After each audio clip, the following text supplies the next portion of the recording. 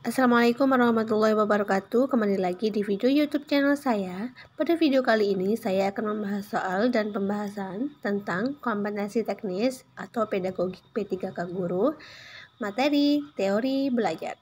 Materi tentang teori belajar ini seringkali keluar ya teman-teman, jadi jangan di skip videonya dan tonton sampai selesai video ini.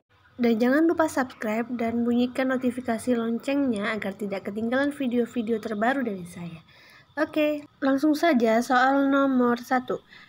Penerapan teori belajar di mana siswa bebas mengumpulkan data, mencoba-coba, membuat hipotesis, mencari dan menemukan pola, menyusun rumus, membuktikan benar tidaknya suatu hipotesis. Hal ini merupakan penerapan teori belajar. Kita lihat opsinya teman-teman. A adalah konstruktivisme, B kognitif, C behavioristik, yang D humanistik, dan yang E adalah teori Thorndike. Bagi teman-teman yang ingin mencari jawabannya terlebih dahulu bisa di pause video ini. Mari kita lihat pembahasannya. Teori belajar konstruktivistik adalah proses pembentukan atau konstruksi pengetahuan oleh peserta didik itu sendiri. Peserta didik harus aktif selama kegiatan pembelajaran, aktif berpikir, menyusun konsep dan memberi makna tentang hal-hal yang sedang dipelajari. Terwujudnya gejala belajar ditentukan oleh niat belajar peserta didik itu sendiri. Adapun peranan guru dalam teori belajar konstruktivistik adalah membantu memfasilitasi agar proses pengkonstruksian pengetahuan oleh peserta didik berjalan lancar. Guru tidak mentransfer pengetahuan yang telah dimilikinya, melainkan mendampingi peserta didik untuk membentuk pengetahuannya sendiri dan dituntut untuk lebih memahami jalan pikiran atau cara pandang peserta didik dalam belajar. Pada teori belajar konstruktivistik ini dicirikan siswanya yang aktif membentuk pengetahuan sementara guru hanya sebagai fasilitator. Sehingga jawaban yang paling tepat untuk soal nomor 1 ini adalah A. Konstruktivisme.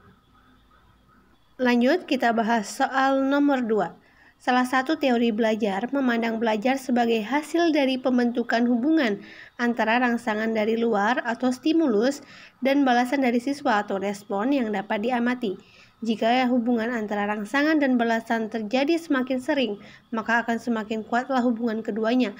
Teori belajar yang dimaksud adalah A. Konstruktivisme, B. Kognitif, C. Behavioristik, yang D. Humanistik, dan yang E adalah teori Thorndike. Sebelum ke pembahasan, kita lihat pada soal nomor 2 ini, adapun kata kuncinya adalah adanya stimulus dan respon.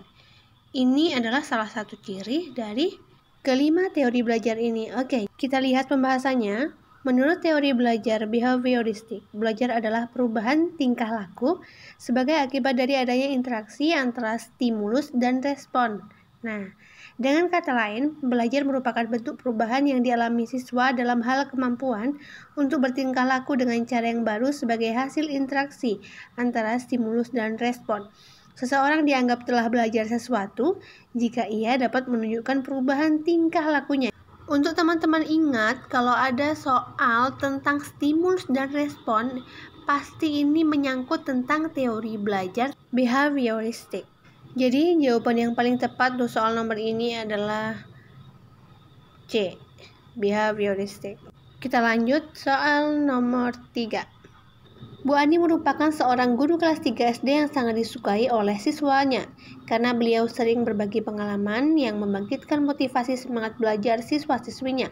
Selain itu, Bu Ani sering membebankan siswanya untuk melakukan eksplorasi minat dan bakatnya di kelas, sehingga hal itu membuat siswa-siswinya memiliki kesadaran akan mengaktualisasi dirinya.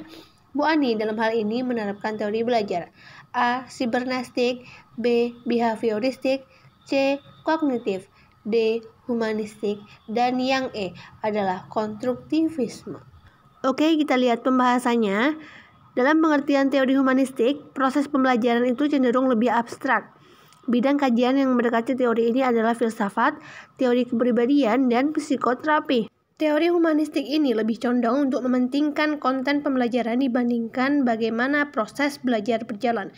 Keberhasilan suatu pembelajaran menurut teori humanistik ini adalah ketika ada keinginan dari dalam diri seseorang untuk belajar, mengetahui informasi baru sehingga terjadi asimilasi dalam struktur kognitifnya. Selain itu, teman-teman, pada teori humanistik ini mengungkapkan bahwa tujuan pembelajaran itu adalah memanusiakan individu yang belajar, atau bagaimana memanusiakan manusia, yaitu membuat siswa-siswinya itu memiliki kesadaran akan mengaktualisasi dirinya.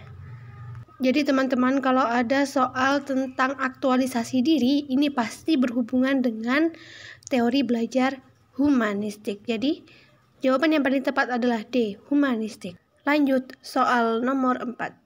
Teori belajar yang mengutamakan latihan dan praktik bersifat A. Holistik, B. Realistik, C. Mekanistik, D. Strukturistik, dan E. Asimilasi.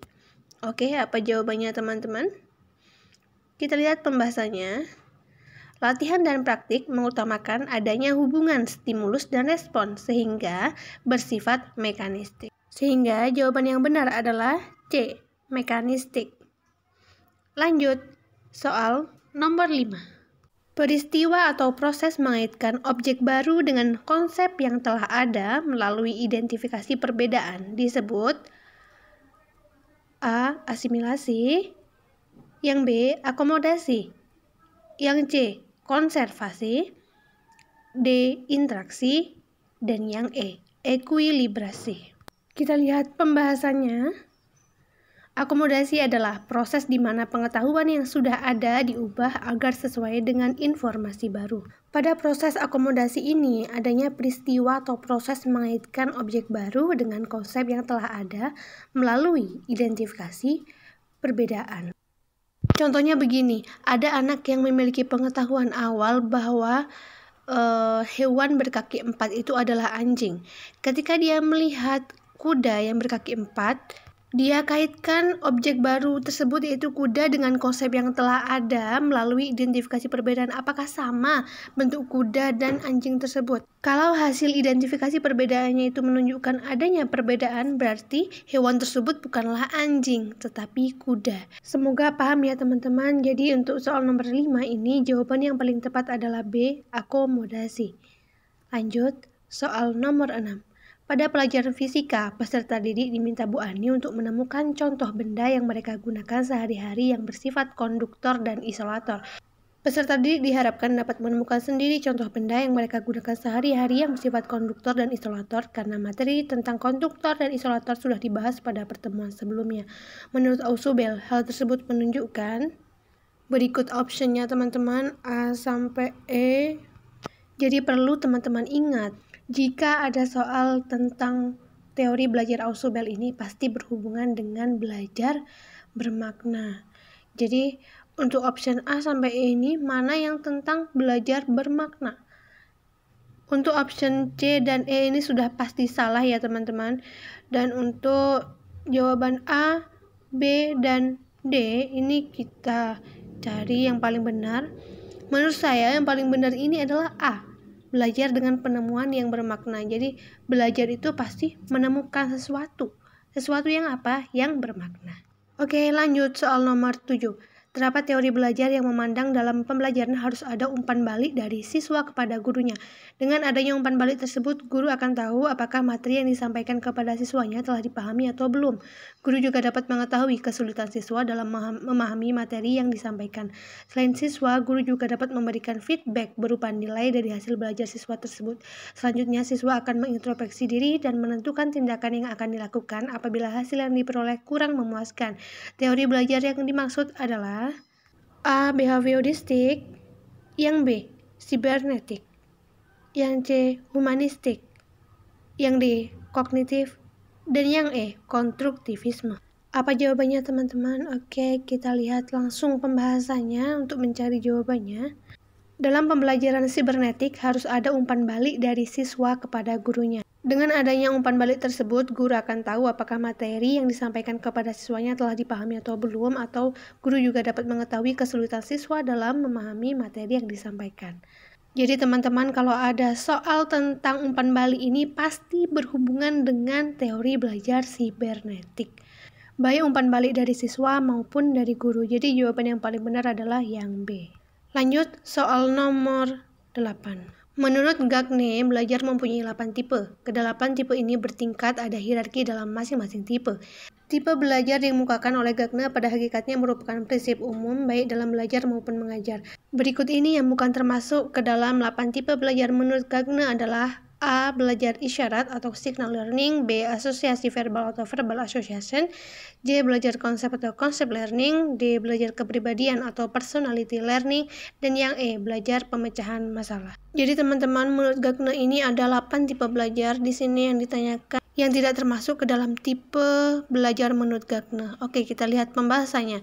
Menurut Robert M. Gagne, belajar itu mempunyai 8 tipe, yaitu yang pertama belajar isyarat, yang kedua belajar stimulus atau respon, yang ketiga belajar rangkaian, yang keempat asosiasi verbal, yang kelima belajar diskriminasi, dan yang 6 itu belajar konsep, nomor 7 belajar aturan, dan yang ke-8 adalah belajar pemecahan masalah. Jadi yang tidak termasuk ke dalam 8 tipe belajar menurut Gagne itu menurut saya adalah yang D, belajar kepribadian. Jadi jawaban yang paling benar adalah yang D. Lanjut, soal nomor 9. Apabila dalam proses belajar peserta didik melakukan sesuatu sampai dengan mendapatkan respon yang tepat dan sesuai dengan apa yang diinginkan serta menghilangkan apabila dirasakan tidak sesuai, hal ini merupakan prinsip belajar dari A. Konseptualisasi, B. Conditioning, C. Trial and error, D. Stimulus respon, dan E. Shaping. Kita lihat pembahasannya.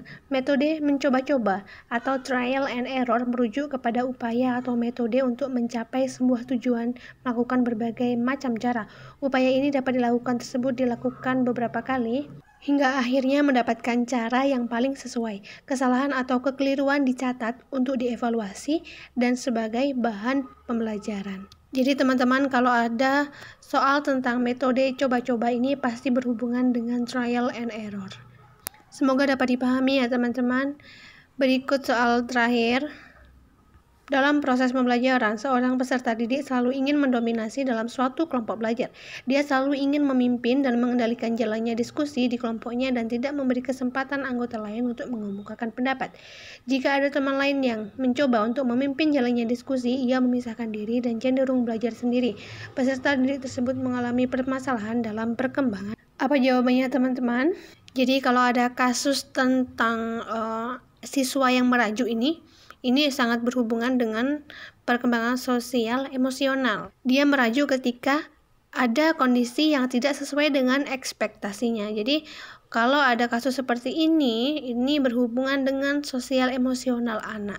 Jadi jawaban yang paling tepat adalah B. Nah, itulah tadi 10 soal dan pembahasan dari saya. Semoga bermanfaat. Untuk teman-teman jangan lupa belajar, berusaha, dan berdoa.